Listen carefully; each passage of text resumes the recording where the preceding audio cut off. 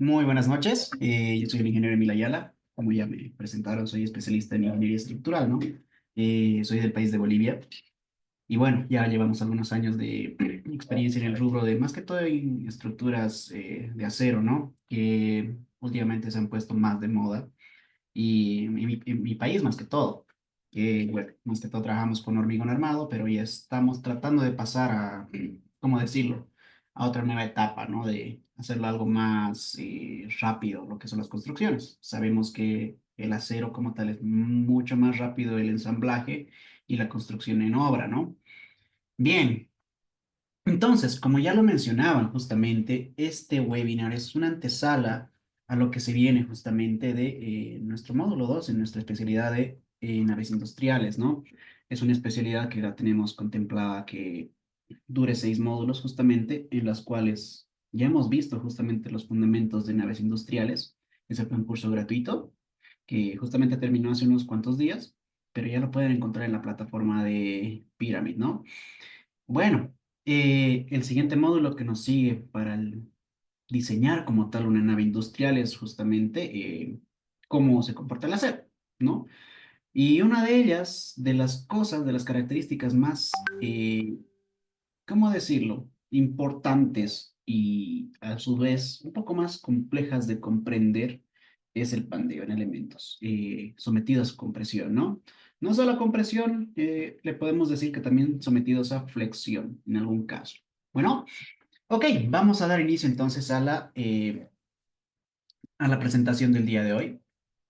Bien, la tenemos por acá. Bueno, ok, pandeo en elementos de compresión. ¿Qué es en realidad el pandeo como tal? Bueno, el pandeo va a ser un fenómeno que es de inestabilidad en realidad. No es una falla, por así decirlo, por resistencia, no, es una falla por inestabilidad, en la cual esto va a ocurrir netamente en elementos esbeltos. Bueno, y bueno, la deformación es súbita como tal y se reduce de manera así drástica lo que es la capacidad de carga, ¿no? Es un fallo total repentino. No es como en el hormigón, por ejemplo. Los elementos de hormigón armado normalmente están sometidos y fallan normalmente por aplastamiento, como podemos ver en las imágenes. Esta es una falla, si bien más común que el pandeo como tal en hormigón armado, ¿no? Esto debido a que las dimensiones son robustas, ¿no? Esta longitud debe ser por lo menos unos 4 metros, 5 metros, ¿no? Pero ¿cuánto de diámetro tiene esta columna o este pilar? Son más o menos unos, si estos cuatro son más o menos unos 1,5 de diámetro, ¿no? Es bastante grande, ¿verdad? Es bastante grande y pues la relación y longitud entre área, por así decirlo, área transversal, es bastante pequeñita, ¿no? Sin embargo, en los perfiles de acero, ya sea para conformado en frío como laminado en caliente, vemos justamente que son perfiles bastante delgaditos, ¿no? Me refiero a delgado en el sentido comparado con su longitud. Vemos que tiene una longitud bastante considerable, pero su sección no es muy grande, ¿no? Esto ocasiona lo que es este fenómeno de pandeo, ¿no? Pueden existir diferentes tipos de pandeo y diferentes modos de pandeo, tal vez escucharon eso en algún momento, ¿verdad? Puede existir el modo uno, el modo 2, el modo 3, que bueno, esto depende muchas veces de las ecuaciones que nosotros estemos analizando. Bien, pero como tal vamos a tener muchos tipos de pandeo, no solo el que estudiamos en la asignatura de resistencia a materiales o mecánica de materiales, que es justamente el pandeo elástico, ¿no? Este está sobreestudiado justamente por todos nosotros, es un prerequisito para todo ingeniero civil aprender esto en la asignatura de resistencia a materiales, ¿no? ¿Qué es el pandeo elástico como tal? Es el pandeo de Euler. Bueno, como tal, sabemos que el pandeo es un fenómeno de inestabilidad y va a ocurrir cuando estamos sometiendo un elemento a carga axial, netamente a carga axial, ¿no? No es cuando le pongo momentos, no es cuando está sufriendo cortante, no, es por carga axial. Lo que yo voy a hacer, y seguramente han visto esto, ¿no? O lo han hecho también. Agarran un chupetito, un lollipop, ¿no? Que puede ser de este tipo, ¿verdad? Terminan justamente y se quedan con el palito, ¿verdad? Y si ustedes el palito lo que hacen con su dedo de acá y con este otro lo comprimen, generan una fuerza de compresión acá. ¿Qué va a pasar con este palito? Este palito se va a empezar a ladear, como podríamos verlo en esta parte, ¿no? Esto, como tal, es una deformación por pandeo. Entiéndase el pandeo como una deformación provocada por compresión, ¿no? Es muy, muy diferente ¿cómo decirlo? Es muy, muy diferente cuando yo aplico una carga perpendicular al eje neutro de la sección, ¿no? Esto se llama deflexión. Y bueno, es muy diferente porque esta está provocada con una fuerza axial o paralela al eje neutro. Bueno, el pandeo elástico como tal va a ser una deformación completamente reversible y no va a haber plastificación. El teorema de Euler justamente para este tipo de cargas críticas, ¿no? Va a aplicarse realmente, en el cual, bueno, Euler agarró lo siguiente, ¿no? Vamos a ir un poquito al texto ¿dónde está?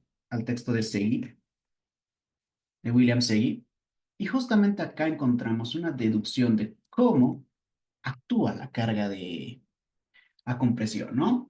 Vámonos acá un poquito y vemos que es de esta manera. Mientras más largo sea mi elemento, más tiendo al pandeo. Mientras más cortito sea mi elemento, es un elemento corto eh, y por tanto no tiende al pandeo, tiende al aplastamiento. Bien, vemos justamente, si lo evaluamos en un sistema de ejes de coordenadas, en Y y en X, si le aplico una carga crítica justamente, que sería la carga necesaria para que yo genere esta curva de pandeo, bueno, aplicando lo que es la eh, ecuación general de la elástica, ¿no? De la segunda derivada de y con respecto a x al cuadrado, ¿no? Se puede denotar la siguiente expresión. Bien, esta de acá. ¿Por qué? Porque esto sería y bueno, estoy tomando la expresión en la deformada. Por tanto, me sale este momento. El momento sería P crítico por Y. Resolviendo la ecuación diferencial, bueno, llegamos al siguiente punto. Bien, se llega a la siguiente forma de esta deformación de pandeo, ¿no? En la cual tenemos un parámetro n. Este parámetro n es el siguiente. Él nos va a denotar justamente los modos de pandeo. Si nosotros ponemos n igual a 1, vamos a tener este modo de pandeo. N igual a 2, pues este otro, n igual a 3. Por ser más prácticos, llegar a modos de vibración, no, modos de pandeo altos, mayores a uno, es muy difícil. Para que yo llegue a esta carga, por ejemplo, a este tipo de formación, necesitaría una carga mucho más grande, ¿no? Entonces, normalmente asumimos que el pandeo es esta expresión de acá, o esta forma como tal, ¿no? Si se resuelve esa expresión justamente de la ecuación diferencial, llegamos a la ecuación general de Euler para Pandeo. Bien, de esta manera. Entonces, ¿qué pasa con esta P crítico? Si la carga que yo aplico a esa columna es menor a P crítico, pues no pasa nada. Va a fallar por aplastamiento. No va a tener problemas de inestabilidad por pandeo. Pero si lo igualo a P crítico, estoy en el punto límite. No, si me sobrepaso por un pelito, ya la estructura se vuelve inestable y pandea. Este pandeo es peligrosísimo porque la estructura colapsa totalmente, ¿no? Directamente se crean rótulas plásticas y ¡pum! Ya está. Hasta ahí fue la columna. Entonces, como vemos, la ecuación de Euler para carga crítica se puede sobreescribir o se puede reescribir más que todo a una expresión de lo que es, ¿cómo decirlo? Esfuerzo. No, no estamos muy acostumbrados a tratar con cargas, sino más que todo con esfuerzos. Este FEX, por ejemplo, o F crítico también le podemos llamar, que sería el sigma crítico. ¿Qué pasa? Normalmente tenemos un parámetro muy, muy grande, la relación de esbeltez. Longitud, la longitud del miembro, o la longitud no arriostrada, en este caso si nosotros asumimos estos ejes de coordenadas, ¿no? Este sentido X y este Y, el pandeo alrededor del eje Y, pues tendría esta longitud, ¿no? Alrededor del eje Y tendría esa longitud porque aquí esta varilla de acá me limita que se pandee en ese sentido. En el otro sentido, ¿no? Aquí tengo y aquí tengo X. En el sentido X, el pandeo alrededor del eje X no tiene algo que me arriostre estos mismos puntos, ¿no? Por tanto, su longitud sería toda esta. ¿Cuál sería más crítico? Eso tengo que averiguarlo. ¿Por qué? Porque voy a depender del radio de giro. Y el radio de giro como tal se expresa de la siguiente manera. El momento de inercia respecto a su área. Todo esto entre una raíz. Bien, si yo analizo lo que es una sección, ¿cómo decir? Doble T. Aquí tengo el eje X, convalidado con esto. Ahí. Entonces, el radio de giro alrededor del eje Y va a ser el menor. ¿Por qué? Porque esta sección, si gira alrededor de este eje, pues no tiene mucha resistencia, ¿no? No tiene un momento de inercia muy grande alrededor del eje Y. Por tanto, el pandeo más crítico va a ser cuando yo tenga el pandeando alrededor del eje Y, ¿no? Esto siempre y cuando la longitud sea bastante apreciable, ¿no? En este caso, por ejemplo, no sé cuál va a ser el más grande. ¿Por qué? Porque yo voy a tener aquí LY entre su LY, tengo la longitud chiquitita, pero su radio de giro es pequeño. En cambio, esta longitud es más grande, pero su radio de giro también es grande. No sé cuál de estos. A mayor radio de giro, menor, eh, soy menos propenso a sufrir pandeo. A mayor longitud, soy más propenso a sufrir pandeo. Bien, ahora sí no sé cuál es. Tengo una longitud muy grande, pero un radio de giro también tengo grande, ¿no? Bueno, en este caso también queda equilibrado. La longitud es pequeña, pero también el radio de giro es pequeño. Tendría que hacer un análisis en ambos sentidos para yo determinar, ¿no? En qué sentido va a pandear. ¿Ok? Ahora, este parámetro va a ser crítico, muy, muy importante y lo vamos a ir analizando, ¿no? Más a detalle en lo que se viene en el curso. ¿Qué pasa? Que no me voy a quedar solo con el pandeo elástico, también voy a tener un pandeo inelástico. ¿Qué ha pasado? ¿Por qué tengo un pandeo inelástico? Va a ocurrir cuando un elemento a compresión no alcanza como tal la fuerza crítica de Euler, ¿no? O la carga, porque el material va a comenzar a fluir plásticamente antes de llegar justamente a esa inestabilidad global.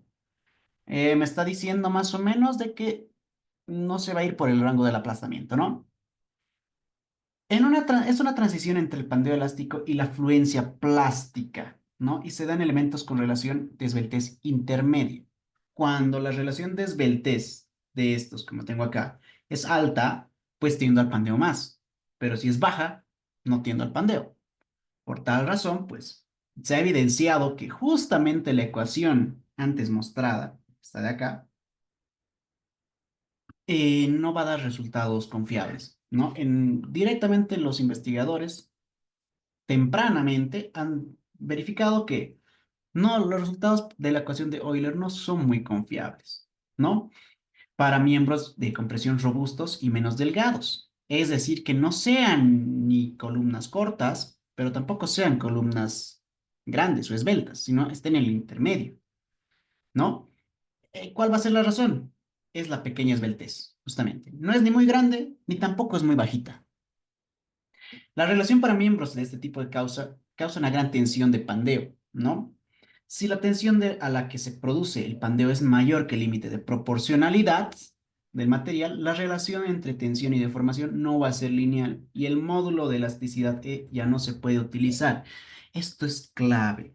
¿Por qué? Porque Euler, al hacer esta demostración, al obtener esta expresión, pues ha dicho lo siguiente: mi columna va a estar justamente en el rango elástico. Aquí tengo justamente lo que es el módulo de, o el límite de fluencia, ¿no? Y ha dicho, ok, voy a trabajar en esta parte de aquí, con el módulo de elasticidad del rango elástico. Bien, sabemos que el módulo de elasticidad es justamente, perdón, tendría que ser de esta forma, ¿no? Algo así. Esfuerzo entre deformación unitaria. Bien, la tangente de este ángulo que yo podría tener acá. Pero hay un puntito más antes de la fluencia, que es hasta donde este módulo de elasticidad llega. Se llama límite de proporcionalidad. Si yo me paso ese límite de proporcionalidad, pues ya esta ley de Hooke no se cumple. ¿Por qué? Porque la ley de Hooke es justamente la tangente de esta recta. Es un análisis lineal. Pero ¿qué pasa? Si analizamos esta expresión, ya estamos después del límite de proporcionalidad hasta el límite de fluencia, ¿no? Hemos agrandado lo que es el diagrama de esfuerzo de formación, vemos que se reduce un poco más, ¿no? Entonces, ¿qué se ha hecho? Bueno, se han hecho varios estudios y justamente la ISC nos da esta fórmula para el tipo de pandeo inelástico, ¿no? Donde yo debo encontrar justamente este elemento, que es el esfuerzo, pero el esfuerzo elástico que yo podría encontrar, ya sea por Euler o cualquier otro tipo de esfuerzo elástico, porque no solo se va a tratar de Euler, ¿no? También voy a tener lo que es el pandeo torsional flexional. Este pandeo de acá, normalmente el pandeo elástico se lo considera como pandeo flexional, porque, bueno, técnicamente está flectándose hacia alrededor de un punto, ¿no? En un plano. Lo siguiente es que tengo el pandeo flexional torsional o flexotorsional, también se lo llama, o torsional flexional, es lo mismo. Bien, el pandeo torsional flexional está en base a dos tipos de pandeos. Por una parte, el pandeo flexional y por otra parte, el pandeo torsional. Cuando yo voy a tener un pandeo flexional, siempre, es muy probable que siempre yo tenga un pandeo flexional, ¿no? El pandeo torsional, por otro lado, pues solo aparecen ciertos perfiles. Este pandeo va a ocurrir normalmente cuando existe una alta relación de esbeltez en estos elementos placa que yo tengo acá. Bien, va a existir también en estructuras, en elementos abiertos.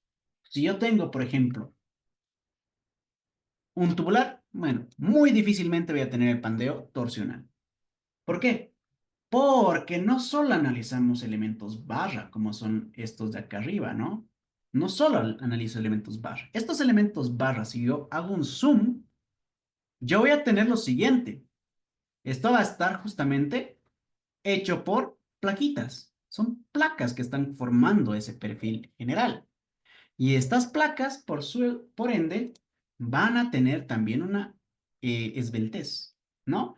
Esta esbeltez normalmente, este parámetro de esbeltez, imaginémonos que tenga una sección C. Este parámetro de esbeltez, bueno, esta sección se crece hasta el infinito, ¿no? Hasta donde llegue su perfil como tal, hasta abajo, ¿no? Bien. Normalmente se saca ese parámetro de esbeltez en base al espesor. Este espesor y esta base. Entonces, mi esbeltez llega a ser la base entre el espesor. Cuando esta relación es muy alta, ¿no? Cuando es muy, muy alta, es decir, que mi espesor es muy chiquito para una sección muy larga, pues tiendo bastante, bastante a este tipo de pandeo, el pandeo torsional, ¿no? Bueno, ¿qué es como tal el pandeo torsional flexional? Va a ser un modo de inestabilidad que va a ocurrir en perfiles abiertos y muchas veces que van a ser asimétricos. Perfiles angulares entran muchas veces en este rango, ¿no? Para tener pandeo torsional flexional. Los perfiles canales también entran muchas veces en este rango, ya que no tienen una simetría en los dos ejes, ¿no? En el caso de la columna, no solo se va a deformar lateralmente, como vemos en el pandeo flexional, sino también alrededor de un eje longitudinal. ¿Por qué? Si yo tengo estos elementos abiertos, pues con una relación de esbeltez bastante alta de estas alitas que yo pueda tener acá, este va a empezar a pandear de manera flexional, ¿no? Así. Esa placa va a empezar a pandear de manera flexional. Esta otra le va a seguir. Lo mismo con esta otra. Y así sucesivamente, creándome, pues, si yo verificara, haría un corte, pues mi sección ha rotado, ¿no? ¿Por qué? Porque han fallado de manera flexional los elementos que componen este elemento lineal, ¿no? Más o menos así se ve. Bien, es por eso. Y cuando no tengo una estabilidad, digamos, o un eje de simetría, pues aparte de que rote, también se va a trasladar. Bien, ¿cuándo va a ocurrir esto? El pandeo torsional flexional es crítico en elementos con baja resistencia a la torsión, ¿no? Es decir, que su coeficiente de Saint-Venant, este J, o su inercia torsional, que muchas veces se lo llama, es muy baja. Es decir, que este J, la inercia torsional, es baja. Baja rigidez a la torsión al alabeo, ¿no? Aquí tengo una rigidez, ¿no? Para alabeo, que es otro tipo de rigidez, que es la capacidad de resistir la torsión debido al alabeo en los patines. Alta relación de esbeltez, como les mencionaba, y en secciones abiertas que no van a tener buena resistencia a la torsión. Perfiles angulares, perfiles C, ¿no? En algunos casos los perfiles sí, sin que, si es que son bastante largos, ¿verdad? O si están hechos de chapas construidas. ¿Cómo puedo mitigar este tipo de pandeo, que es bastante frecuente en muchos casos? ¿Por qué? Porque manejamos perfiles de ala abierta, ¿no? O perfiles abiertos, perfiles I, perfiles C, perfiles angulares, manejamos todo eso.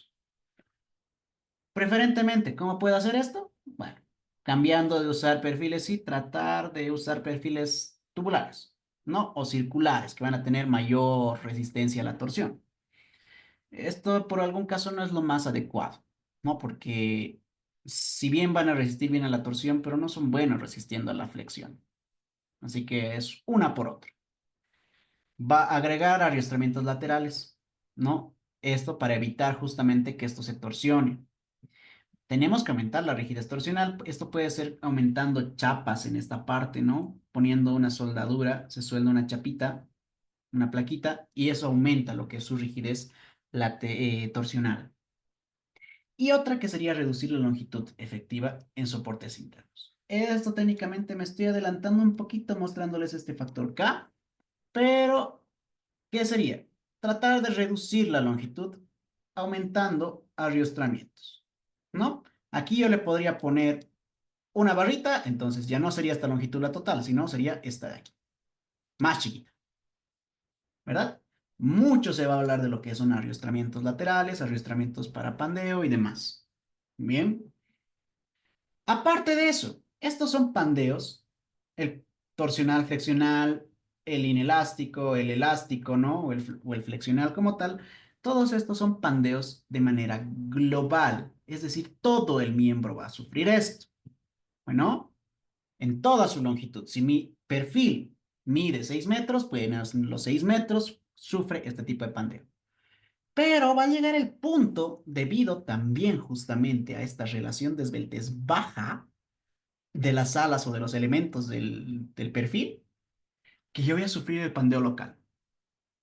El pandeo local comúnmente se lo puede conocer como abolladura.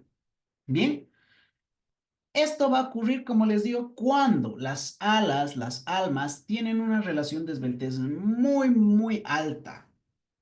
Veamos acá, este es un elemento conformado en frío.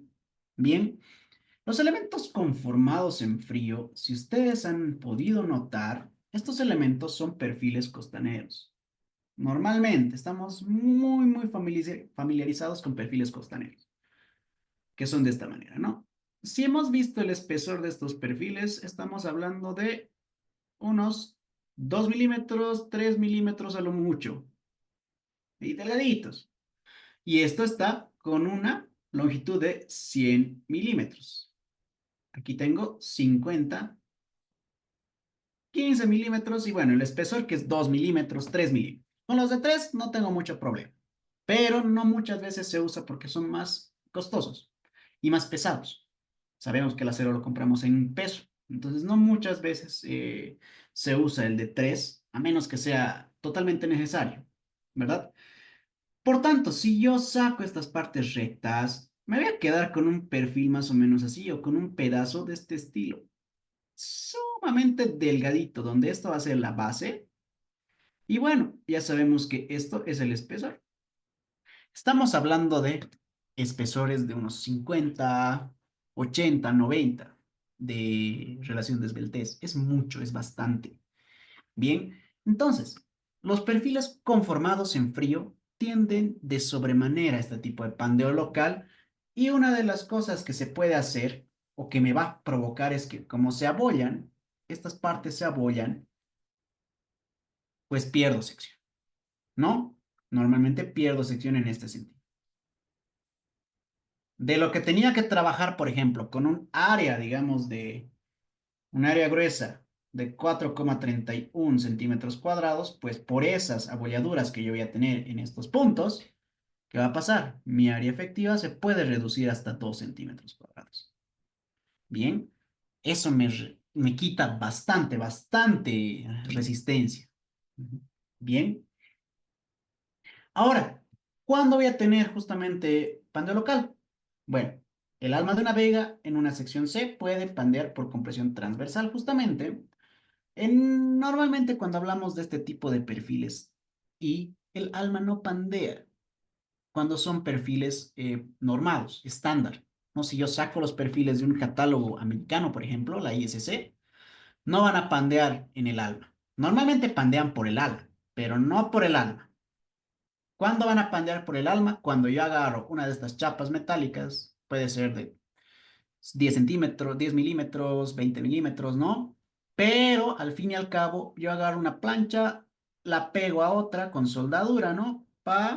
Soldadura, justamente acá y acá. Entonces, estos perfiles ya no cumplen con los estándares de la perfilería justamente. Y bueno, pues tienden a pandear. Estas almas justamente son bastante, bastante largas y tienden al pandeo local. Bien. Aparte, los patines de la columna pueden pandear si son demasiado delgados. Todo está en función a el espesor. Mientras más delgadito sea, más tiende al pandeo. Bien, para evitar justamente esto, en el capítulo B y E, dependiendo, ¿no? Se definen los límites de esbeltez que determinan si un elemento va a ser compacto o no compacto, esbelto o no esbelto. Esto es para la ISC, donde justamente vemos alas de perfiles laminados para planchas conectadas, perfiles de esta manera, ¿no? Donde nos muestra justamente para perfiles B, para perfiles I, perdón, el ancho y su espesor. Esto, para ser considerados compactos o no esbelto como tal, su relación B entre T debe ser menor a esto, ¿no? Aquí tenemos para diferentes tipos como tal. Bien, en los conformados en frío no tenemos una limitante específica que nos diga, ok, con esto no va a pandear. Hay algunas tablitas, sí, pero no es lo más, ¿cómo decirlo? No es algo que me diga que no va a pandear lateralmente o localmente. Aquí tenemos, ¿no? Justamente las relaciones que puede ser en menor a 500, a menor a 60, ¿no? Debo cumplir esto si es que yo fabrico algún tipo de perfil que no esté en la normativa. Bien, pero normalmente esto vemos que tenemos unas relaciones de esbeltez bastante grandes, 500, y en laminado en caliente vamos a ver cosas de 15, 20 a lo mucho. Hay una diferencia muy grande entre los dos tipos. Bueno, Aparte, este es un tipo de pandeo especial, que es el pandeo lateral torsional, y este no se da en columnas, se va a dar en vigas. ¿Por qué? ¿Por qué se va a dar en vigas? Porque una parte de la viga va a actuar a compresión. Si nosotros analizamos, por ejemplo, este pequeño pedacito, ¿no? Esta sección, vamos a ver que en la parte superior, o el diagrama de esfuerzos que tiene esto, es de esta manera. Compresión, tracción, ¿no? Si es que esta viga está actuando de esta manera, ¿no? Su deformada va a ser más o menos así. Si agarro este pedacito, pues esta parte se va a comprimir, la superior, y la parte inferior se va a traccionar. Como tengo una parte que se está comprimiendo y al ser mis perfiles no muy grandes, no muy anchos, pues pandea. ¿Hacia dónde va a pandear? Pues en sentido o alrededor de su eje débil. Para una sección Y, que normalmente ponemos su eje fuerte para soportar lo que son las cargas a flexión, pues esto va a pandear en su eje más débil, que sería el Y, ¿no? El eje y va a hacer esto. Va a pandear así. Se va a ir hacia un lado y al mismo tiempo va a bajar. Este bajón que tiene acá, esta deformación, esto es justamente por la flexión y esto va a ser por el pandeo. Bien, bueno, cada uno de estos tiene su diferente forma de cálculo, ¿no? ¿Cómo puedo solventar ese pandeo lateral torsional? Bueno, ¿cuándo va a aparecer? Cuando la longitud de mi viga es muy grande. ¿Cómo puedo solucionar esto? Pues le aplico acá lo que son justamente unos arriestramientos laterales. ¿Cómo puedo proporcionar esto en la vida real? Tengo una viga principal, y bueno, a esta viga le pongo vigas secundarias. Entonces, esas vigas secundarias van a evitar justamente que, de lo que yo tengo esta viga así, ¿no? Aquí le vamos a pegar justamente, déjenme poner esto más para acá. Justamente vamos a poner una conexión, ¿no? Por acá. Y aquí vamos a poner otro tipo de perfil, ¿no? Entonces, esto va a evitar que la viga se vaya de esta manera, como vemos en la imagen de la derecha. Bien, esa es una forma. Otra, podemos vaciar justamente hormigón sobre esas vigas, ¿no? Como si fuera una parte de la losa. Bien, otra, debo reducir el parámetro de esbeltez, perfiles más robustitos.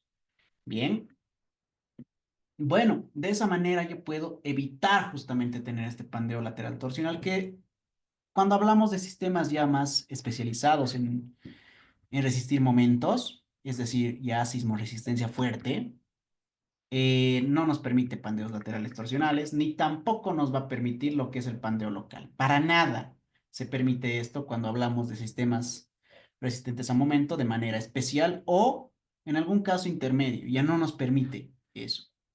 Bien, entonces ya tenemos los tipos de pandeo, y este pandeo como tal lateral torsional pues viene en la misma forma. Cuando la relación o cuando la longitud es muy larga, tiendo al pandeo elástico. Cuando no es ni muy larga ni muy corta, tiendo al pandeo inelástico. Y cuando la longitud es muy, muy chiquitita, no hay inestabilidad, ¿no? No existe, puede fallar por compresión técnicamente, pero no por pandeo. Ahora, ¿qué pasa? ¿Cuál va a ser el comportamiento real e idealizado, ¿no? El comportamiento que nosotros idealizamos, ya sea en software, según las ecuaciones que nosotros tenemos, ¿no? Esto está hecho bajo suposiciones muy, pero muy idealizadas. Tal vez esas idealizaciones se puedan absorber totalmente en hormigón armado. ¿Por qué? Porque el hormigón armado es más brusco, más bruto, en el sentido de que sus limitaciones dimensionales no son muy rigurosas, ¿no? ¿Por qué? Porque el hormigón armado, yo digo, ok, columna de 30 por 30. Manejo en temas de centímetros. ¿ok? Mi unidad de medida es centímetro en hormigón armado. En acero es la medida de milímetro. Es mucho más riguroso. Si fallan 2, 3 milímetros, es muy probable de que en obra tu, tu perno no encaje. ¿Por qué? Porque justamente tendrías que raspar para que entre, porque eso está desde taller. Si no entra, pues estás chao. Su precisión dimensional no es chiste en el acero, ¿ok? En este caso, bueno, el hormigón absorbe todas esas cosas porque aparte tiene factores de reducción de resistencia bastante fuertes. En cambio, el acero no es tanto así porque justamente se puede considerar como un material, entre comillas, perfecto, ¿no? Homogéneo en todo caso. Ahora, si nosotros hablamos del comportamiento idealizado, del pandeo, pues la teoría clásica de Euler y en los modelos matemáticos ideales se asume diferentes cosas. La columna está perfectamente recta, perfectamente izada y no va a tener ningún desplazamiento al principio, ¿no? La carga aplicada va a ser 100% axial en muchos casos, pero vamos a ver que tenemos momentos, excentricidades en la vida real. Decimos que no se plastifica esta columna y que no tiene un comportamiento no lineal o inelástico como tal, pero eso es mentira. Puede llegar a tener esto. Los apoyos y condiciones de frontera son perfectamente rígidos, es decir, normalmente se consideran empotramientos, pero no es cierto. Si yo conecto una columna a diferentes vigas, por ejemplo, eso no va a ser un empotramiento. Voy a depender de la rigidez de las vigas, ¿no?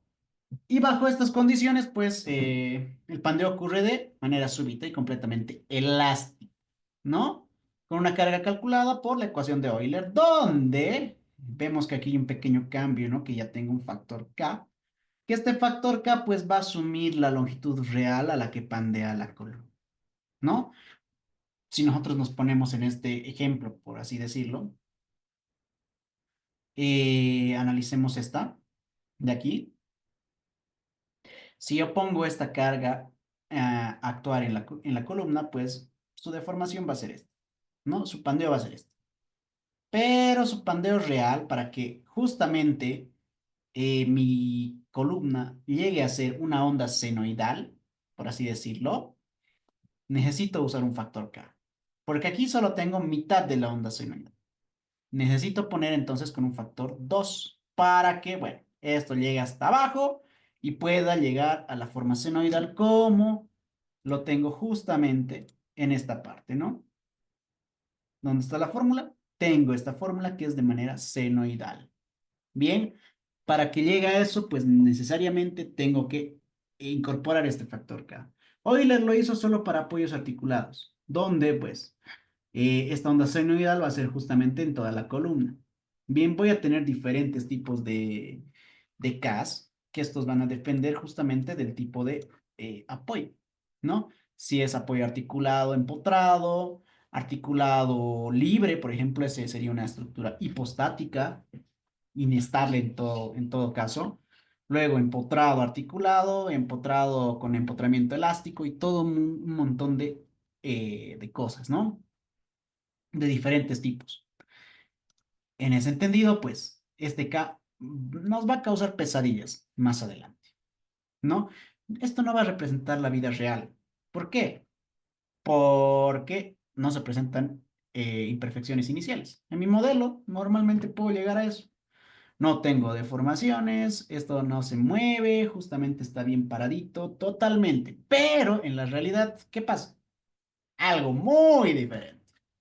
¿No? Se consideran o se tiene lo que son imperfecciones geométricas iniciales. Puedo tener una pequeña abolladura, se puede haber doblado algo, limosuras, ¿no? No está totalmente recto, puede tener curvaturas debido justamente a la forma de fabricación, que si es laminado en caliente, es debido a los esfuerzos residuales por la temperatura de enfriamiento, ¿no? Por las mismas soldaduras, estas soldaduras pueden hacer que el material se caliente y se deforme, ¿no? ¿Qué va a pasar con estas imperfecciones? Van a hacer que el pandeo ocurra mucho más antes que la teoría de Euler. Cargas excéntricas y desalineaciones, ¿no? También rara vez va a ser que nuestras columnas actúen con 100% de carga axial. Es muy difícil. ¿no? Bueno, la excentricidad va a introducir momentos adicionales justamente, aparte de los momentos de primer orden que yo tenga, me va a ocasionar unos momentos de segundo orden y va a reducir la capacidad de la columna también. A su vez vamos a tener no linealidad del material, ¿no? Los modelos van a suponer un 100% de comportamiento elástico, que no es cierto. Las estructuras trabajan realmente en un rango no lineal, ¿no? Y nosotros de manera práctica lo trabajamos en el rango lineal y en algún caso usamos algunos factores para llevarlo al no lineal, pero hacer un diseño en no lineal es más complejo, muy fregado hacer eso, ¿no? Necesitas mucho, mucho tiempo de cálculo y poco a poco estamos yendo en ese camino. Bueno. La ISC para evitar, para absorber todo eso, como les decía, usa esta expresión. Y finalmente vamos a tener los efectos P delta, ¿no? Mayúscula y minúscula. El P delta es por desplazamiento y este de acá sería por deformación. Las estructuras reales, pues las deformaciones van a aumentar progresivamente con la carga debido a los efectos de segundo orden. El efecto P delta mayúscula considera la influencia de la deformación total de la estructura, ¿no? Enseguida lo voy a mostrar. Y el P delta minúscula, el comportamiento local de los elementos individuales, es decir, su deformación de estos pequeños elementitos. Como lo ven en un caso real, tengo soldaduras, a veces pueden ser muy calientes, de mucho espesor como tal, ¿no? De 1 centímetro, 1,20, ¿no? O 12 milímetros, bastante. Esto puede causar deformaciones justamente en mis elementos. Bien, tal vez se ha chocado justamente, aquí tengo una pequeña bolladurita, ¿no? Por impactos. Eso no lo estoy considerando en el modelo. Bien, desalineaciones que yo voy a tener igual.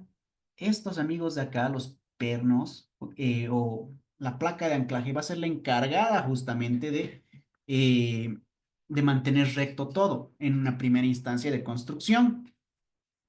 Esto obviamente no lo veo así a milímetro exacto, ¿no? Muchas veces se usan niveles, pero esto es más visual.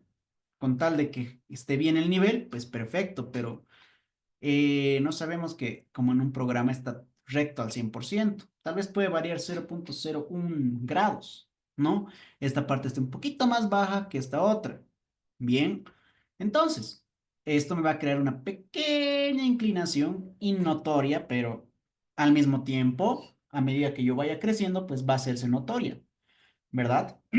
Entonces, este elemento de acá, cuando yo hago el izaje, justamente veamos estos elementos, se pone primero la columna, se iza la columna, como vemos acá.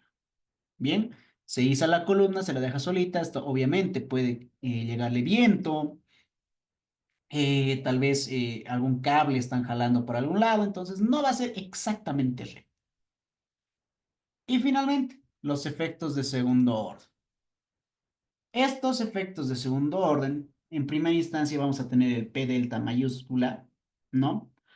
Que si yo, con tener una fuerza lateral, por ejemplo, aquí le aplico una fuerza lateral de viento, o aquí, digamos, que sería más adecuado ponerlo en ese sentido, porque no tiene mucha estabilidad en el sentido longitudinal, ¿qué pasa? Me va a generar un desplazamiento. Este desplazamiento, pues, va a mover mi fuerza axial actuante justamente en esa columna, y me va a generar un momento lineal, que veo acá un momento adicional. Aparte, si es que esta columna está muy cargada, va a pandear o se va a deformar también, ¿no? ¿Por qué? No es por pandeo o colapso. La deformación, por ejemplo, esta deformación no es necesario que llegue a la carga crítica. Puede deformarse normalmente. Por eso, por una parte es la deflexión y por otra parte es el pandeo. Esta es una deflexión que puede pasar, como lo vemos en la gráfica de acá. Tienes una deflexión, ¿no? No es pandeo. Entonces, esta excentricidad que existiría también me va a causar un momento extra, pero esto en forma de la deformada. Estos dos sumados al momento general, digamos, de primer orden obtenido por un análisis común y corriente que nosotros lo conocemos, me va a generar el momento total eh, del elemento. Bien, todo esto es un análisis no lineal, pero geométrico. La plastificación y todo eso es un análisis no lineal de material, ¿no? Hay no linealidad geométrica y no linealidad por material. Eso es muy diferente. La de la geométrica no es tan compleja como la del material. Bien, de esta forma, entonces, tengo que en un caso real no se cumple a cabalidad la ley de Euler. Bien, si comparamos de manera resumida, el idealizado no existen las imperfecciones iniciales. En el real sí, siempre están presentes. La aplicación de carga es 100% axial. En el otro lado, en la parte real, pues existen momentos y cargas excéntricas, ¿verdad? El comportamiento del material siempre es elástico en el idealizado y en el real puede tener un comportamiento no lineal con plastificación.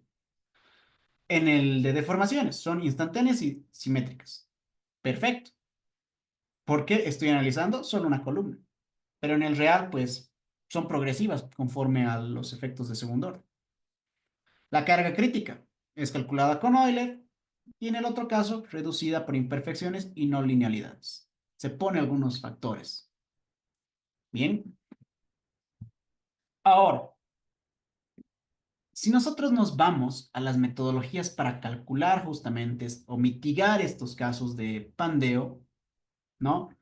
El ISC nos brinda tres métodos, los cuales son los siguientes. El método de longitud efectiva, que es el clásico que todo mundo conoce. El método directo, que es un método más avanzado y es el que la ISC propone como método principal. Y finalmente el análisis de primer orden, que no es muy riguroso. Bien. El método de longitud efectiva, como les decía, es el método clásico. Eh, es un poco más conservador. ¿De qué se trata? De que a la longitud yo le aplico un factor K. No voy a trabajar con la longitud total del elemento, ¿no? Voy a trabajar con la longitud para que me aparezca una onda senoidal, ¿no? Eso, ese factor K. Este puede estar basado dependiendo a los, ¿cómo decirlo? A los soportes y límites de frontera que yo tenga. Si es empotrado, este factor K teóricamente vale 0,5, ¿no? Si es empotrado articulado, vale 0,7, es decir, 7 o 70% de la longitud que yo es real que voy a usar. Si es empotrado con el otro borde que se puede desplazar pero no puede rotar, normalmente se lo conoce como empotramiento elástico, es 1. Bien, cuando es articulado articulado, que es como Euler lo dedujo, con 1 directamente. Cuando es empotrado volado, 2 porque esto les dije que podía continuar, ¿no? Hasta este otro lado. Y lo mismo en este otro caso, 2 que llega hasta aquí y continúa hasta este otro lado. Bien, de esa manera entonces se va sacando justamente lo que son los factores K. Bueno. Esto más que todo para estructuras, digamos, sencillas. ¿Qué pasa con lo que son las cerchas? He buscado mucha información por largos años. Algunos ingenieros que preguntaban me decían, ok, tienes que usar el factor K para una cercha igual a 1. Otros me decían, no, en la celosía usa 1, en los cordones puedes usar 0,8. Yo era de, ¿cuál es al fin y al cabo? ¿No? ¿Dónde está eso? Me lo están diciendo solo por experiencia y no encontraba algo normado específicamente. Bien, según la EA del 95, norma española del 95, nos da lo siguiente. Bueno, coeficiente beta en Europa es justamente el K. Cuando hablamos de un elemento de cordón superior, ¿no? Un cordón superior nos dice que tomemos un factor 1, pero en el plano de la estructura, cuando esto va a pandear así, ¿no? En el plano. Aquí yo tengo todavía toda mi estructurita que puede estar así, ¿verdad? En ese sentido. ¿Qué más? Y esto sí tiene bastante coherencia, ¿no? porque normalmente se considera estas estructuras articuladas, teóricamente. Entonces, estaría perfecto tomarlo como un valor de 1. Cuando hablo de las diagonales extremas, estas de aquí, nos dice 1 porque está articulado justamente, ¿verdad? Se podría considerar eso, no hay algo que lo restrinja. Pero cuando son montantes y diagonales, estas de acá, ¿qué pasa? En algunos casos esto yo lo puedo soldar, tiene algún grado de empotramiento, por así decirlo. Entonces se asemeja más a este estilo de deformación, ¿no? A un empotramiento con otro empotramiento, pero, no, perdón, a una articulación con un empotramiento. Más o menos se puede asemejar a este. Bien, aproximadamente 0,8, 0,70, vemos más o menos que el K práctico es 0,8 para este estilo. Se puede aproximar a eso, que sería ni un empotramiento ni una articulación. Entendamos que esto sería como un apoyo helicoidal, ¿no? ¿Qué pasa? Yo lo entiendo de esta manera. Del empotramiento al articulado, aquí yo, el momento es un valor diferente de cero. Aquí el momento es un valor igual a cero, ¿verdad? Pero ¿qué pasa entre este medio? Hay un mundo de diferentes. Por tanto, ese valor, ese mundo se lo constata con apoyos helicoidales, ¿no? Entonces estaría más o menos entre estos dos. Veamos justamente. Empotrado, empotrado, ambos extremos empotrados, nos dice 0,5. Ambos extremos articulados, 1. Entonces, si no va a ser ni empotrado totalmente, porque eso es imposible, ni tampoco articulado, porque no va a rotar libremente, pues debe estar en un intermedio. Por tal razón, le pone 0,8 y tiene toda la coherencia, ¿verdad? Pero ¿qué pasa? Esto está en el sentido plano del pórtico en el cual estoy analizando. Eso tiene bastante sentido, porque el elemento solo va a ser este.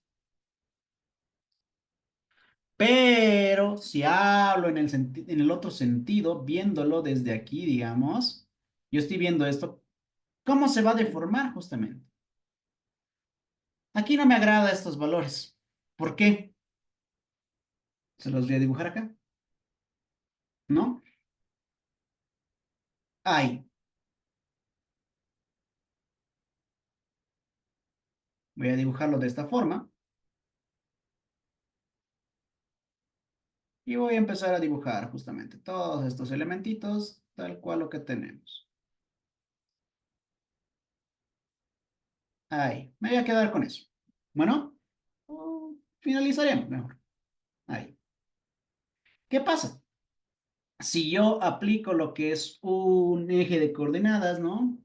Como ya lo estamos poniendo en este sentido, ese sería mi eje X. Y bueno, el que está entrando a la pantalla sería mi eje Y, digamos, ¿no? El eje X está, a ver, vamos a hacerlo de esta forma. Ahí mejor, ¿no? Y el otro, pues, por ahí entrando a la pantalla. Este es mi eje X y mi eje Y. Y aquí voy a tener un eje Z, digamos, ¿no? De esta manera.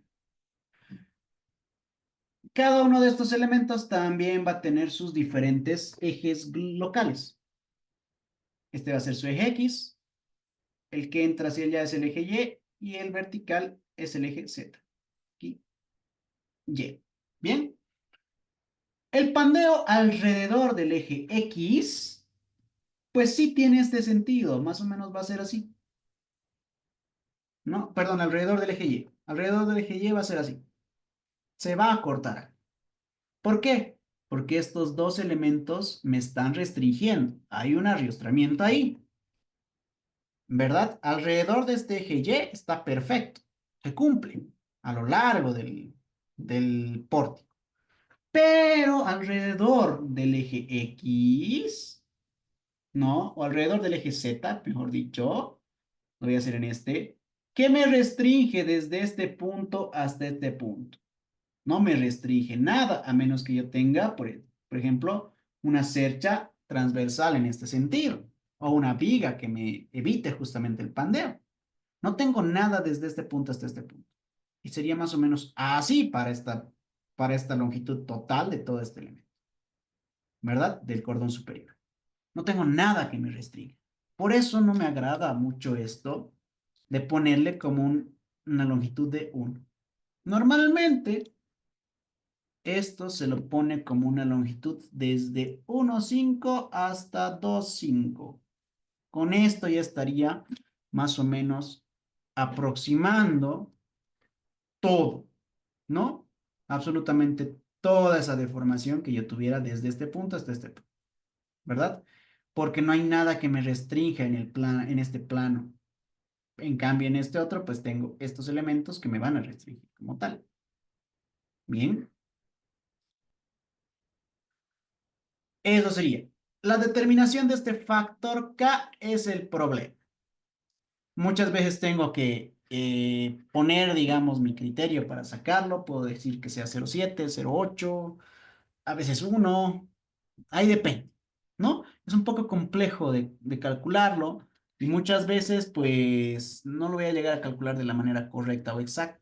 Más que todo en estos elementos que son, ¿cómo decirlo? Inclinados. Con elementos rectos es un poco más sencillo, pero inclinados, ahí se las dedico, ¿no? El método de longitud efectiva. El problema K. Bien. Y el método directo, que es el método más avanzado que se tiene hasta ahora. ¿De qué trata esto? Esto está específicamente en el capítulo C y lo que hace este método es lo siguiente. Los factores K los toma iguales a 1. No tienen por qué calcular el factor K. Es 1.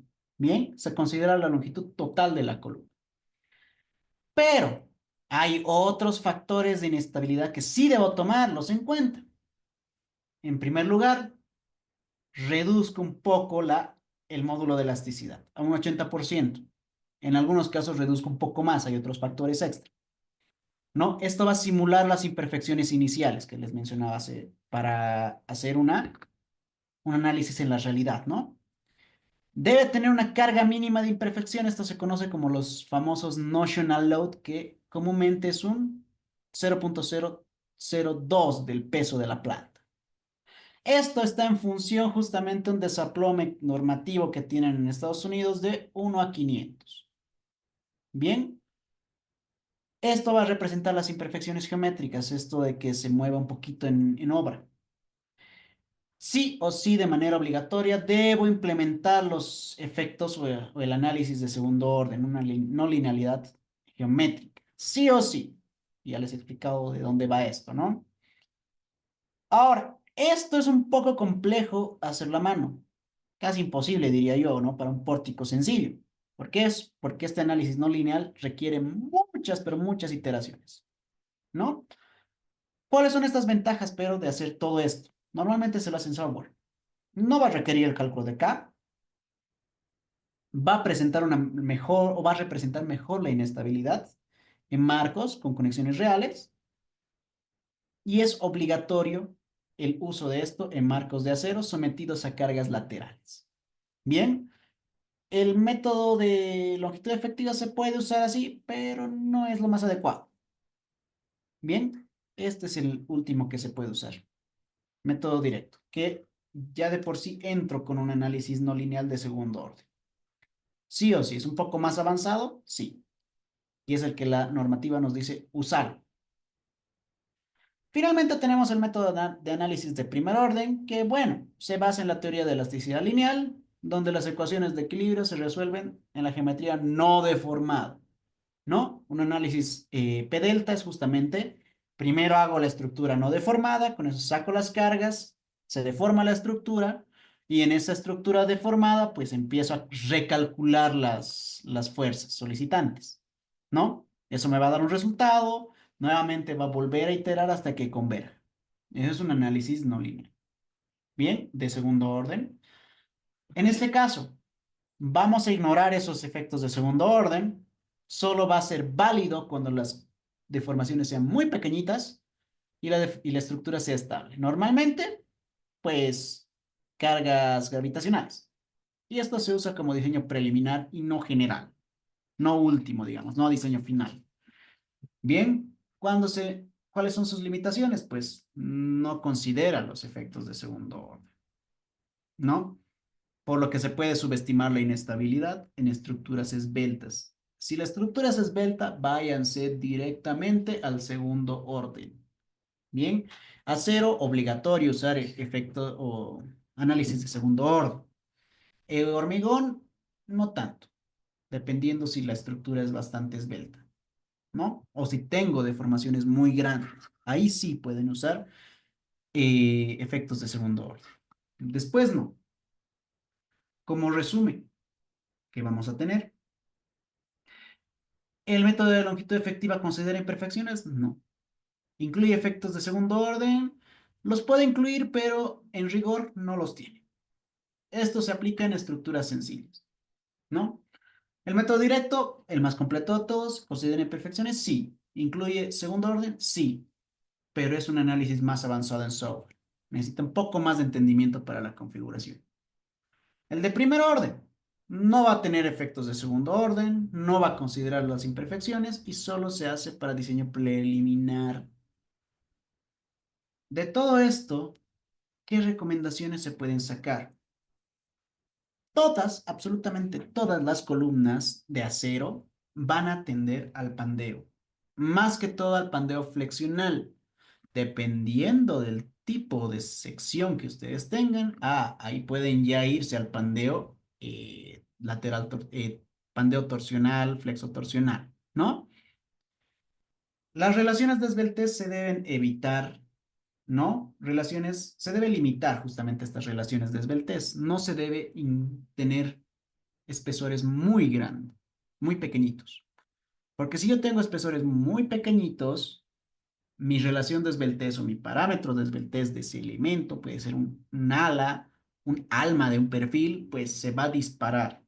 Si se dispara, ahí entra el pandeo local a hacer su jolgorio, ¿no? Debo evitar a toda costa los pandeos locales. ¿Cómo lo hago? Siguiendo la normativa, siguiendo las tablas de la ISC. Es muy raro un perfil hecho o sacado de un catálogo de la ISC, por ejemplo, nos dé pandeo local. Es muy raro, pero puede darse el caso. Bien.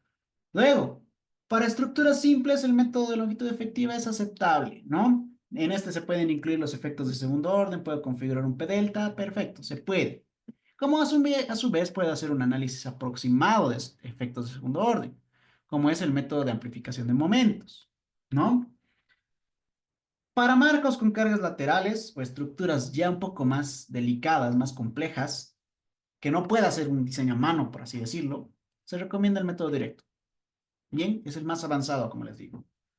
Y para diseños preliminares que sean un poco rápidos, el de primer orden, el análisis de primer orden es bastante útil, pero también debe complementarse con análisis mucho más rigurosos, ¿no? Esto, en esencia, sería el pandeo de manera rápida, ¿no? ¿Cómo podemos mitigarlo? Justamente arriostrando, reduciendo la longitud. Si es que no puedo reducir la longitud, pues debo incrementar la inercia del perfil. Debo hacerlo más robusto, más grandecito, ¿no? Porque si un elemento pandea, hasta ahí fue la estructura, colapsa, por el simple y llano hecho de que normalmente las que pueden pandear son las columnas, y las columnas son los elementos más importantes de toda estructura. Es lo último que debe fallar. El primero que debe fallar en realidad es un ariostramiento.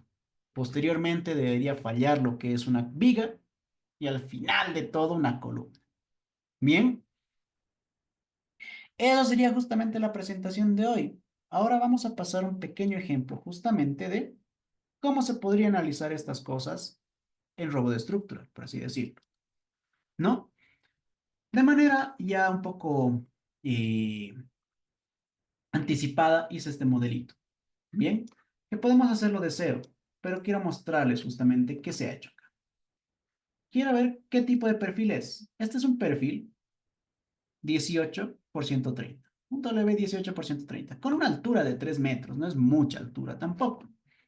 Bueno, entonces, a este perfil, ¿qué se le ha hecho? En la parte inferior se le ha puesto justamente un apoyo articulado.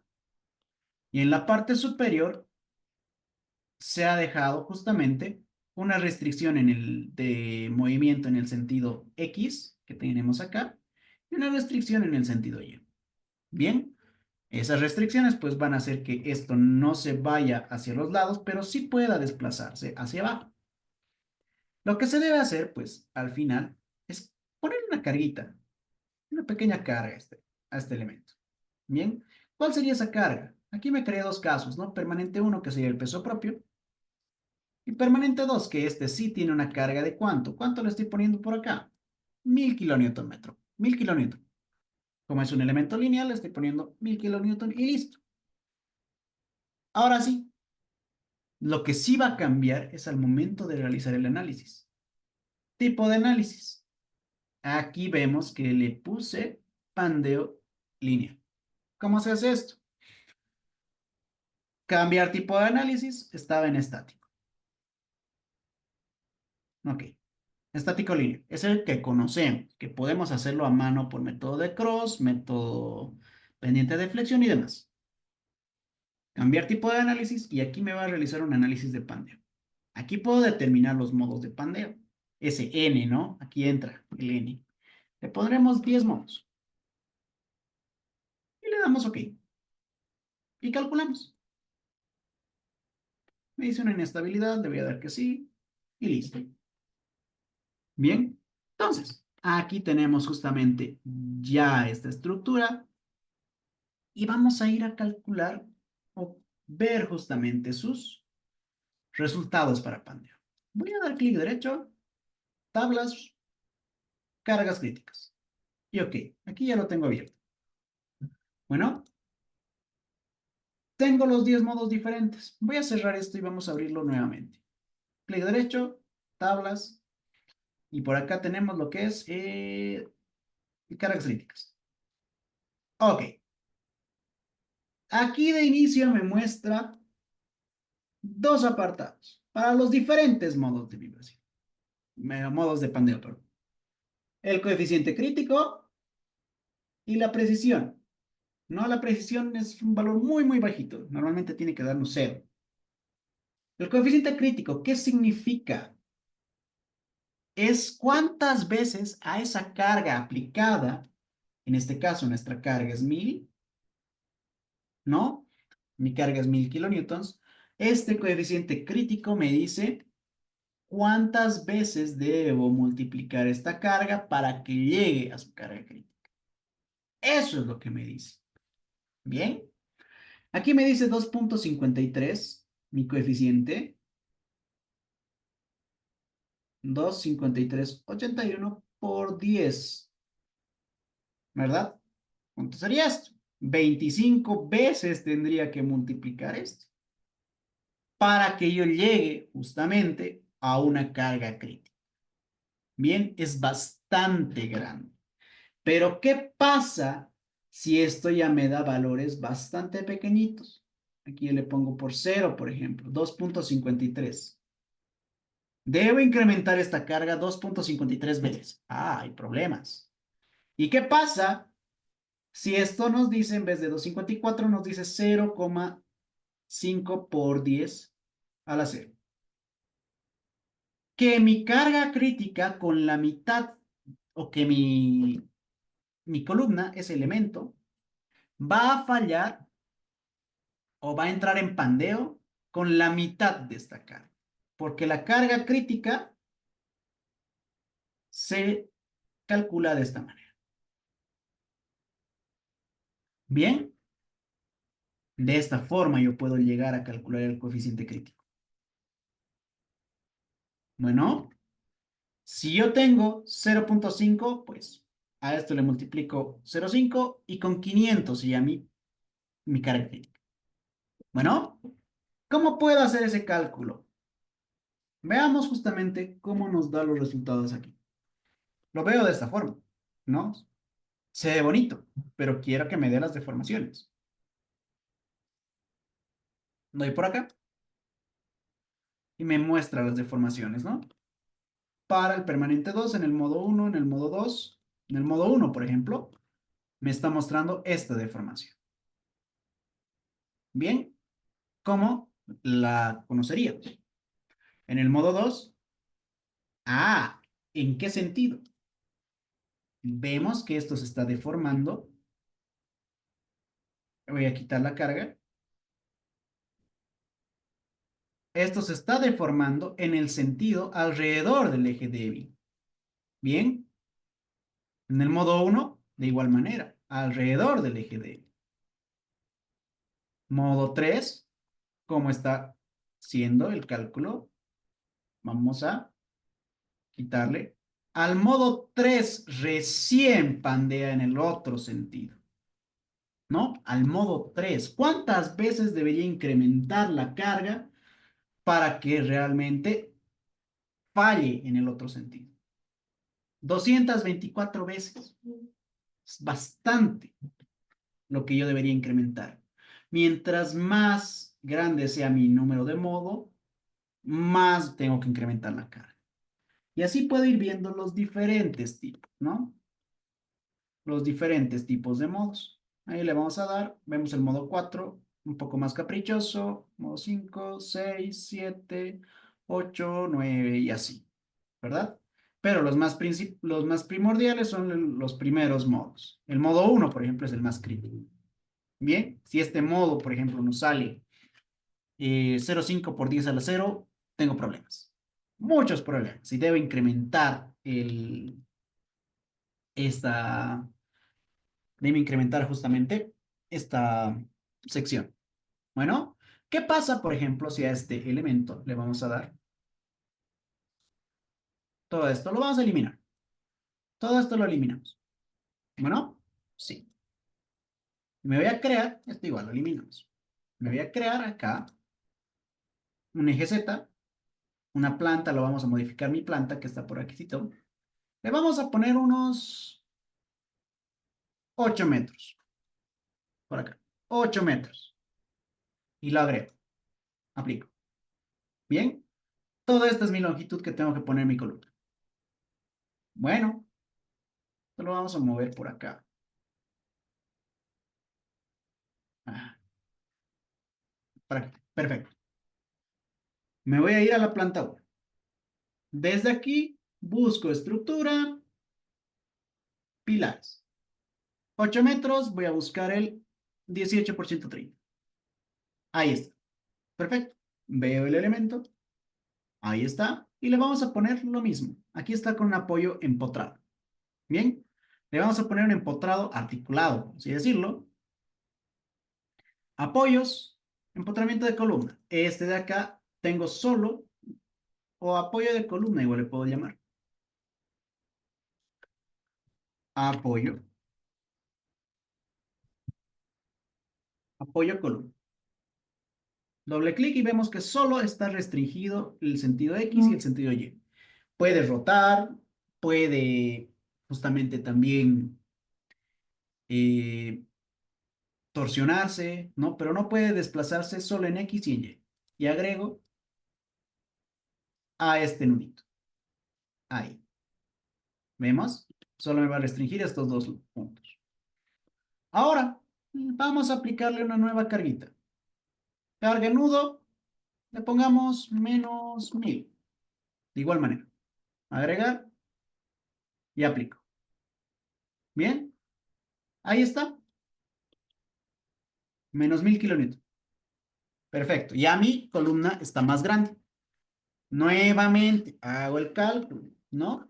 Calculo. Sí. Y ok. Ahora sí, vemos justamente sus modos. Tengo dos modos, ¿no?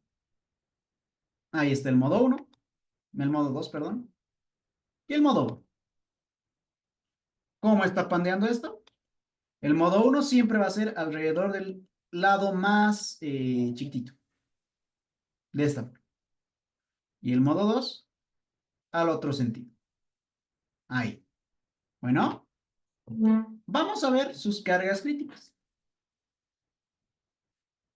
10 veces debería incrementar la carga para justamente que esto pandee, ¿no?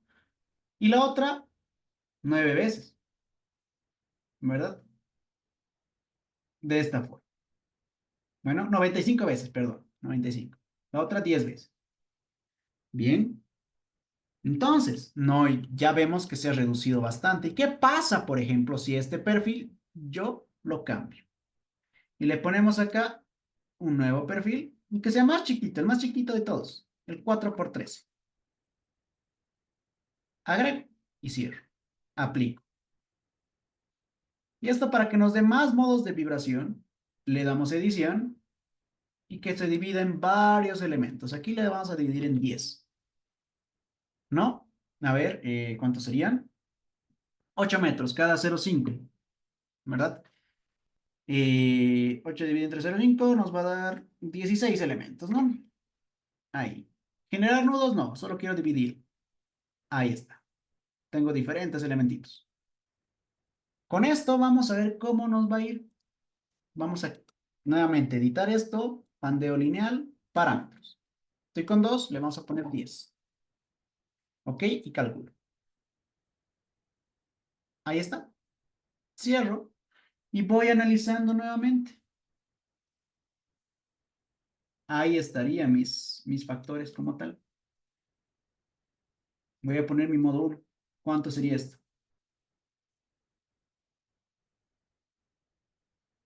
¿No? Por 10 elevado a la menos 1. Mi valor se ha hecho muy pequeñito, ¿verdad? Muy, muy pequeñito. Entonces, ¿cuánto sería esto? 1 por, a ver, vamos a poner el cálculo. A veces me confundo yo con la notación científica. Es un detallito que yo tengo. 0,1. 0,1 directamente, ¿no? Yo le he puesto 1000 como carga. 1000 kilonewton. Bien. Y mi carga crítica o mi coeficiente crítico nos da 0,114. Bien. Mi carga crítica por tal razón va a ser 1000 por 0,104. Así. ¿Cuánto está esto? Nos va a dar un valor muy, muy, muy, muy chiquitito. Con 101,4 ya falla esto, ¿no? Ya pandea. Por esto es muy importante hacer ese cálculo. Bueno, de esta forma. Bien. Ahora sí, esto podríamos analizar con otro tipo de elementos igual, ¿no? ¿Qué pasa, por ejemplo, si el perfil anterior ya no lo considero como si fuera un perfil lineal, ¿verdad? De esta manera. ¿Qué pasa si lo convierto en lo que es usando elementos finitos? Vamos a abrirnos por acá en esta parte. Sí, lo vamos a guardar. Esperemos un poquito. Y ahí nos muestra un elemento. Este es un perfil, el 18 por, ¿cómo decirlo? El 18 por 130. Bueno, ese es el perfil que vamos a analizar. El 18 por 130, pero ahora ya es hecho por láminas. Esta es una lámina que la denominé alma. Esta es un ala, que si nosotros nos vamos a analizar justamente los, las dimensiones, ¿no? Un W 18 por 130 y lo vamos a usar el de Duluval. El de Duluval. ¿Ok? Es bueno. En Drupal Software, aquí tenemos justamente los perfiles. Esperemos un momentito. Y aquí está. La altura, 490,2. El ancho, 284. El espesor es 17. y el ancho del ala es 30.5. Si yo voy acá, está exactamente con esos espesores. Vengo aquí, ala, 30.5, alma, 17 milímetros. Bien, la distancia desde este punto hasta este punto, ¿cuánto será? Herramientas, líneas de cota, desde este a este. Y lo vamos a poner por ahí, 490.20. Bien, ahí estaría. Listo. ¿No? Y en el otro sentido tenemos lo mismo. Es un perfil tal cual, pero hecho con láminas. A este perfil, estos dos, pues se le ha puesto un empotramiento aquí abajo, ¿no? Un empotramiento. Y con ese empotramiento, pues estamos haciendo lo de aquí. Bien, le estamos dando con este martillito. Vamos a modificar, le vamos a poner 50 milímetros de malla. Le pongo OK y le damos ahí. Bien, de esa manera. Ahora el detalle, cuando hago un análisis un poco más riguroso usando este tipo de elementos, es lo siguiente, que ya no me va a dar un coeficiente crítico, ¿no? El coeficiente crítico es, o esa carga crítica de Euler, normalmente me va a servir para elementos lineales. Cuando ya hago este tipo de, subo un nivel, digamos, ya tengo que usar los criterios básicos de resistencia de materiales, porque el programa ya está haciendo un cálculo mucho más complejo.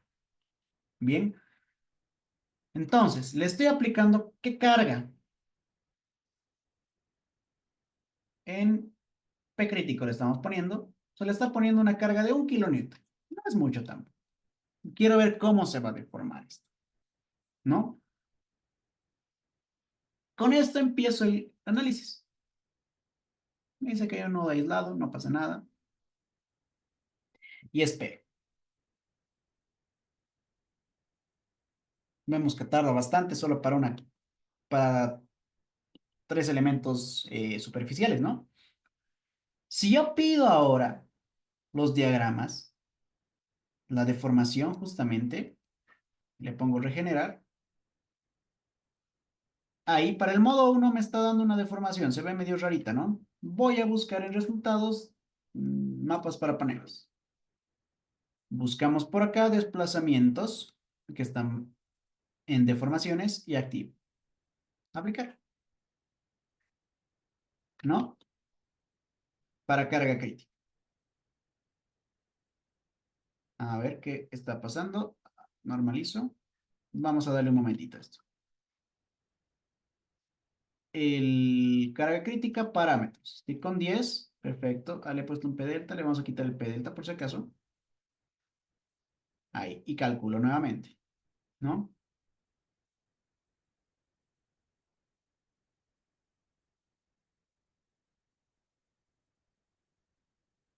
No quiero que me muestre nada. A ver, vamos a ver. Que me quite los apoyos. Listo. Y ahora sí, quiero ver lo que es resultados. Diagramas para barras puede ser. Y deformación. Deformaciones nodales. Ah, ¿qué está pasando? No me está mostrando para los diferentes modos. Ahí está. Listo. Ahí está. Perfecto. Quiero que me quite el mallado. Desplazamientos nodales. Vemos cómo se está deformando en este sentido, ¿no? Algo que se representa justamente que esto es un empotramiento y esto es un articulado.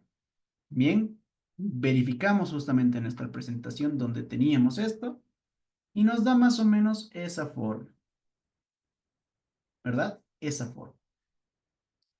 Ahí está, ¿no? Si yo voy analizando, entonces el primer modo me va a decir lo siguiente, que va a tener un pandeo flexional, ¿no? Va a fallar técnicamente por un pandeo flexional. El siguiente modo, uy, ¿qué está pasando? Está torsionándose, ¿no? Tengo una torsión, se está torsionando. ¿Qué quiere decir esto? Que el segundo modo va a ser un pandeo torsional y quiere decir que Si no falla por flexional, va a fallar por torsional. Al tercer modo, ¿qué está pasando? Ah, recién está flexionando, pero en el otro sentido. Va a fallar por pandeo torsional antes de que falle por pandeo en el otro sentido. Bueno, no, tengo perdón, acá, el pandeo flexional, pero en el sentido corto, pero con dos ondas. En el modo 4. ¿Qué pasa en el modo 4? En el modo 4 ya tengo deformaciones locales. Veamos. Esto ya son deformaciones locales que puedo encontrar. Esto ya tiene problemas de abolladura. Estas son abolladuras. Bueno, el modo 5. El modo 5 sigue siendo torsional. Vemos. El modo 6 sigue siendo, ¿cómo decirlo? Local, local, local, local. Tenemos un montón de locales, ¿no? Hasta el modo 10. ¿Qué quiere decir esto? Que va a pasar todo, absolutamente todo, menos el pandeo en el sentido fuerte, es decir, en este, un pandeo en el sentido perpendicular. ¿Qué pasa con eso? Que bueno, siempre tengo la inestabilidad en el lado o alrededor del eje más débil. Va a ser más crítico, por ejemplo, un pandeo flexional, un pandeo torsional que yo puedo llegar a tener. Voy a llegar a tener hasta un pandeo local, varios pandeos locales en sí. Y ni aún así, para el modo 10 voy a llegar a tener una carga o un pandeo en el eje débil, o en el eje fuerte, perdón. ¿No? Esto nos dice justamente este tipo de cosas. Bueno, esto. Y bueno, tal vez llegamos a analizar de manera aislada, por ejemplo, esto. ¿Qué pasa cuando yo analizo de manera con otros elementos? Voy a irme a un nuevo elemento que podríamos tenerlo por acá. ¿Dónde está? Mm, Dame un minutito, vamos a abrir otro modelo. Sí, no lo voy a guardar. Y en este caso, tenemos un elemento de esta manera. Un pórtico, técnicamente. Un pórtico. Bueno, el método de software es mucho más preciso que el método de cálculo manual, por si acaso, porque hay muchas formas de determinar ese factor K, ¿verdad? A esto le estamos cargando, le estamos poniendo una carga bastante grande. Bien, ¿cuánto le estamos poniendo? Es una viga, una columna de un perfil 18 por 130. Es un perfil bastante grande, muy, muy grande. Esto, por ejemplo, podríamos reducirlo un poco. Bueno, me parece muy grande. Esto los voy a eliminar, toditos, los que no estoy usando, y le vamos a poner un perfil más adecuado. Un perfil W, no sé, un 10 por 12 de entrada. Agrego y un 10 por 22. Agrego. Listo. Este 10 por 12 le vamos a aplicar a este, ¿sí? Y este 10 por 22 a este y a este. Bueno, ahí está. Diferente, ¿no? Aquí le por esto, por así decirlo, un apoyo. Esto lo vamos a quitar. Al realizar el ejemplo lo estaba poniendo así. Y se está poniendo en el permanente 2. El tipo de análisis es de pandeo. Pandeo lineal. Se da una corrida esto y se hace lo siguiente. Esto de análisis por pandeo lo voy a eliminar. Bueno, esto solo he visto que lo hace RoboDestructural por si acaso. ¿Qué voy a hacer? Esta barra se llama la barra 1. Bueno, clic derecho, tablas y busco donde dice cargas críticas. Bien, en cargas críticas me muestra para los diferentes modos. Tengo 6 modos. Bueno, en estos 6 modos, pues, ¿qué va a pasar? Me dice que con una carga De 1.1 casi llego al a la carga crítica. Aquí está, ¿no? Ahí está. Es casi nada, es multiplicar por 1.1 y ya estaría. Y esta carga o esta columna ya pandea totalmente. Si yo pongo clic derecho, busco donde dice columnas, aquí puedo ver lo que dice fuerza crítica y las longitudes de pandeo. Yo le doy OK. Para el modo 1, que es el más crítico, puedo ver las barras que existen en mi modelo. En este caso, el esfuerzo crítico me dice que es 1109. Bueno, esa es la carga crítica. ¿Cuánto le estaría afectando a esta columna? ¿Cuánto sería su carga axial usando esta,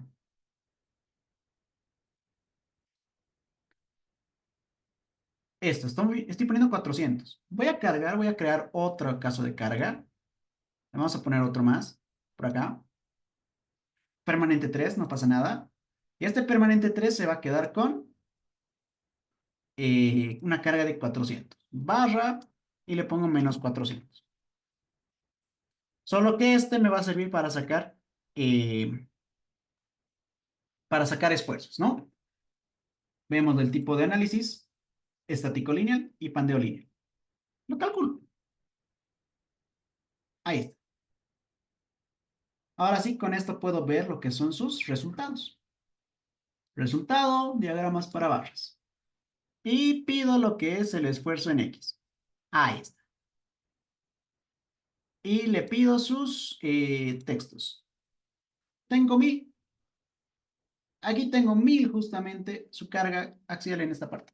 ¿No? 1000. ¿Y cuánto es su carga por pandeo? 1109. Si yo pongo un poquito más de carga, esto va a pandear totalmente. Y aquí me da la longitud de pandeo. Si yo agarro, por ejemplo, y voy por el método de longitud efectiva, la longitud de la columna va a ser un factor K por L. Bueno, eso es la longitud de la columna. Hay muchas formas de sacar este factor K, pero al fin y al cabo la longitud que está tomando el programa es 9.35. Bueno, quiere decir que si yo divido, la longitud de la columna es 9.35. La real que yo estoy poniendo en el programa es 3. Por tanto, mi factor K sería 9,35 dividido entre 3. ¿Cuánto es ese valor? 3 punto algo, ¿no? 3.12. Ahí ya tengo mi factor K. De esa manera podría obtenerlo y con eso me voy a calcular lo que es el esfuerzo crítico, ¿no? Que tendría por acá. El FCR, que sería pi cuadrado por E. Todo esto, K, L entre radio. Bueno, y todo esto al cuadrado. Ya tengo este valor. Ya tengo el factor, el L, ya tengo todo lo demás, entonces ya tengo la carga crítica. Bien, ¿qué pasa? Sacar esto, digamos, para este elemento, ¿verdad? Ese 3.39 no estaba en ningún lugar que lo hayamos visto hasta ahora. Vemos aquí, estoy con 0.65, 0.80, no hay un 3. ¿Qué ha pasado? Esto es un pórtico traslacional, porque si yo le aplico una carga en este sentido, pues esto se va a deformar así. Y es ahí donde se dividen los pórticos traslacionales e intraslacionales. Por tal razón es que he desarrollado esta pequeña hojita de cálculo en la cual se puede usar justamente el método de Jackson y Moreland, que es con nomogramas. Estos nomogramas que podemos encontrar acá, que han podido verlo tal vez en pregrado, que son para pórticos intraslacionales o arriostrados y pórticos resistentes al momento o traslacionales, no arriostrados. En este caso, como no tengo muros de corte, no tengo arriostramientos como tal, esto sería un pórtico no arriostrado. Aquí, por ejemplo, vamos a ir poniendo para cada uno de los nuditos, yo debo calcular o debo ponerle su inercia específica, ¿no? Tengo para el nudo inferior y para el nudo superior. Para el nudo inferior, por ejemplo, normalmente se toma un valor de 1, de 10 cuando es un apoyo fijo. Bien, lo primero que debo hacer es lo siguiente. El nudo inferior, pues no me interesa porque es un apoyo al fin y al cabo. Entonces, toda la inercia yo lo puedo poner como cero, no pasa nada. Porque al fin y al cabo lo que yo debo hacer es calcular estos factores psi o GA, GB que hay por acá. Que como tal se define como la sumatoria de la inercia de las columnas entre la longitud de la columna entre la sumatoria de la inercia de las vigas sobre la longitud de las vigas. Todo esto para un nudito. En este caso, tendría la sumatoria de la inercia de esta columna o de las columnas que llegan a este nudo. Si yo tuviera una columna hacia arriba, pues sería la inercia de esta más la de esta y todo eso dividido entre la longitud de esas columnas, ¿no? Por ejemplo, imaginemos un caso hipotético. 120 entre la longitud de 400 centímetros. Esto para la de abajo. Más, imaginemos que es 111 para la de arriba con una longitud de 300, ¿no? Entonces, la columna de abajo sería esta, la columna de arriba sería esta otra. Lo mismo para las vigas. Si tuviera una viga por acá, tendría 100 dividido entre 500 más 100 dividido entre 500, ¿no? Esto siempre y cuando las vigas que tengan en el mismo nudo sean las mismas, ¿verdad? De esta manera, así se calcula G. Esto se hace para el nudo inferior y como para el nudo superior. Pero cuando yo tengo apoyos, y si es un fijo, este factor G va a valer 1, va a valer 10. Y si es empotrado, va a valer 1. Bueno, de esta manera, entonces, yo voy poniendo justamente sus detalles, ¿no? Nudos inferior, me dice. No le voy a poner nada porque es un apoyo. Voy a analizar esta columna. El nudo superior. Ah, este sí me interesa. Momento de inercia para la columna. Columna inferior, me dice. Esta de aquí, ¿verdad? Esta, por ejemplo, no sé cuánto es su inercia. Su inercia es 49,11. Vamos acá. 4911,53. Listo. La inercia de esta viga, 2239,33. Listo. Las longitudes. Esta longitud es de 3 metros. 3 acá. 3 metros. La longitud de la viga, 5 metros. Está acá. 5. Viga de la columna derecha. Esta de aquí. Si no tengo, por ejemplo, vigas, columnas en los otros ejes o en las otras direcciones, pues las longitudes no interesan. Lo único que tengo que poner cero es la inercia. ¿Por qué? Porque la expresión al fin y al cabo tiene estas peculiaridades, ¿no? Inercia dividida entre la longitud. Si la longitud es cero, pues me queda infinito. Así que no va a poder resolver. Lo segundo, este es un tipo de pórtico intraslacional o es traslacional. En este caso es traslacional. Por eso pongo 2. Bien. El apoyo inferior, ¿es empotrado fijo o es un pórtico? Si es un pórtico sería 3, digamos, y tendría que calcular justamente con esta expresión. ¿No? Y de esta manera, pues tengo justamente los apartados, digamos, los factores que entran en los diagramas de Jackson y Moreland, que en un caso sería 10 y en el otro 3,7. Lo que haría sería, para un pórtico traslacional, control C, ¿no? Vamos a tratar de sacar esto de aquí. Lo vamos a pegar aquí. Bueno, tengo 10 y lo único que hago es pegarlo con el 3,6, que era por aquí más o menos, ¿no? 3,6, listo. Entonces, de esa manera, con los diagramas de Jackson y Moreland, tendría un valor de 2, 2,2, 2,4 más o menos, mi factor de K, ¿no? 2.4, aquí nos sale 2.388. Perfecto. La longitud total, digamos, de esos 3 metros por este K nos daría el valor. Pero vemos una leve diferencia. 7.16 con el valor de, ¿dónde está? Con el valor que nosotros sacábamos de 3.11. ¿Por qué creen que es la diferencia? La diferencia viene justamente porque este es un análisis más iterativo, más preciso. Este es un análisis un poco más brusco, ¿no? Es lo que se usaba en esos tiempos para poder obtener justamente lo que son esos factores K. Por eso, la obtención de factores K es un poco rebuscado, no es algo cómodo de sacar. Bien, recomendación, traten de irse al método directo, es mucho más adecuado para acero.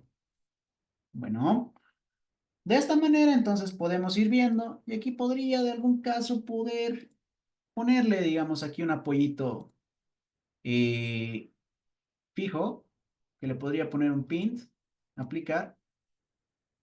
Ahí, ¿no? Se puede mover, no sé, le vamos a crear un nuevo apoyo. Que solo se mueva, en Z sí se puede mover, pero en X no se puede mover. Apoyo y le aplicamos aquí. Ahí está. No se mueve en X. Nuevamente calculamos y vamos a ver qué tal nos va. Aquí llegamos con 1000, ¿no? Con 1000. Resultados de pandeo, vemos que se ha reducido a 2.79 la longitud. ¿Por qué se redució a 2.79? Porque mi K debe ser mucho más pequeño. Aquí lo único que cambiamos sería el tipo de pórtico, que sería un pórtico intraslacional. 0,7, 2.11. Más o menos tiene correlación, ¿verdad? Tiene una correlación. Pero como tal, vemos que este va a ser mucho más preciso por si acaso, porque es muy iterativo. Usa método de iteraciones. Así que, recomendación, hagan un análisis lineal, digamos, normal, como tienen acá, el 3 que no es un análisis por pandeo, y a su vez, con las combinaciones hagan un análisis de pandeo. En eso sacan justo los que son sus factores. Esto lo pueden copiar a un Excel, ¿no? Ahí copian la longitud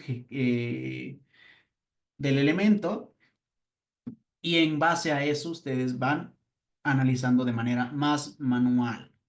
Bueno, o si no, si quieren evitarse todo ese trabajito, directamente pueden ir a lo que es el método directo. ¿Ok? Bueno, de esta manera pues damos por concluido justamente el webinar, ¿verdad? Podríamos pasar tal vez a la fase de preguntas, ¿no? Si es que alguna la tuviera, podría empezar a hacer.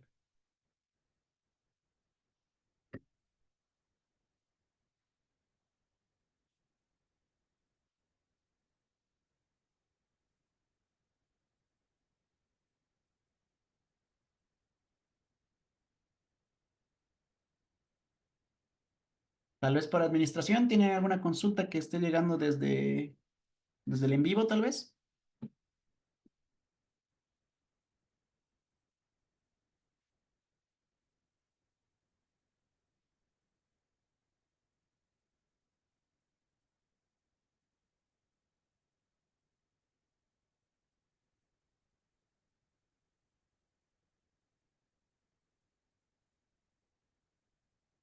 Vemos de que no, al parecer.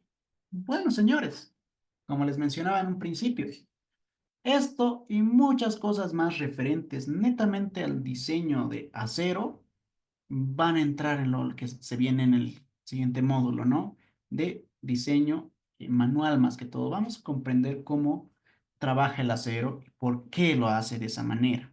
No solo para compresión, sino también para tracción, flexión, corte, esfuerzos combinados. Vamos a aprender cómo se podría configurar, por ejemplo, el método directo en robot estructural, cómo configurar el método de longitud efectiva también, ¿no?